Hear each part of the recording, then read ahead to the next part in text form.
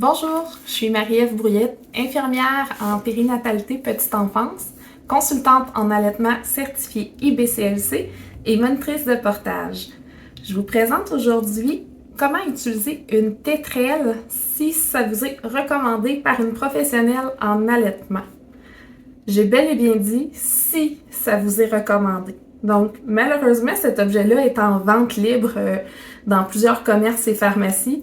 Et c'est un objet qui vient avec quand même des contre-indications, des avantages, des inconvénients. Donc, autant ça peut être pratique pour sauver certaines situations d'allaitement, autant ça peut nuire grandement à la poursuite d'un allaitement. C'est donc très important d'avoir le bon accompagnement avec cet outil-là. Mais si vous écoutez ma vidéo, il y a des bonnes chances que ce soit parce qu'on s'est déjà vu en consultation.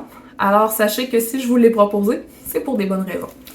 Alors, pour les besoins de la cause, je m'enfile un faux sein sur l'épaule. Et oui, il faut ce qu'il faut. Et je vous montre. Donc, la plupart des modèles de tétrelle vont avoir une composition en plastique qui va être plus ou moins flexible, tout dépendamment de la tétrelle qu'on vous propose. Il y a des tétrelles qui sont plutôt coniques et il y en a d'autres qui vont avoir une forme plus ronde. Dans tous les cas, ce que vous devez observer, c'est est-ce qu'il y a une partie comme ça du pourtour ou est-ce qu'il n'y a pas de plastique? Si oui, cette partie-là va être à mettre vis-à-vis le nez de votre bébé.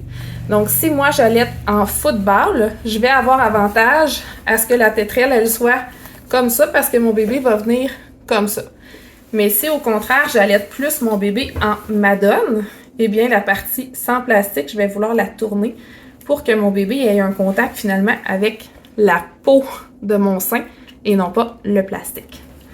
Alors, ce qu'il ne faut pas faire quand on utilise une tétrelle, c'est ceci. Donc, de juste venir la déposer contre la peau du sein. Pourquoi? Parce que la tétrelle, elle ne va pas absorber le sein par succion. C'est un petit peu ça qu'on veut pour que le bébé ait une meilleure prise du sein puis une plus grande efficacité au niveau du transfert du lait. Donc, si je veux qu'il y ait une succion, je vais devoir renfoncer comme ça ma tétrelle, comme la dérouler par l'intérieur, mais un peu à mi-chemin. Je ne sais pas si vous le voyez bien. Ensuite, je vais venir l'appliquer sur mon mamelon et je vais la dérouler pour qu'il y ait vraiment une absorption. Je vais essayer de vous le montrer de côté. Donc, je renfonce ma tétrelle dedans. Je peux l'écarter comme ça avec mes doigts. Souvent, ce que j'aime bien faire, c'est ça ici. Je trouve que ça l'aide beaucoup. Et je déroule. Si jamais j'ai besoin, je peux utiliser le bout de mes doigts pour... comme ça. Fait que vous voyez comment le mamelon va plus loin dedans que si je fais juste de la mettre comme ça. Je vous montre une dernière fois. Je mets mes doigts de chaque côté. Je renfonce par en dedans. J'écarte. Je dépose sur le mamelon. Et je déroule. Et voilà. Le tour est joué. Comment est-ce qu'on entretient la tétrelle? Eau chaude, savonneuse, on frotte partout. On rince comme il faut avec de l'eau potable. Et on laisse sécher soit à l'air libre, ou on peut utiliser un linge propre aussi pour l'essuyer.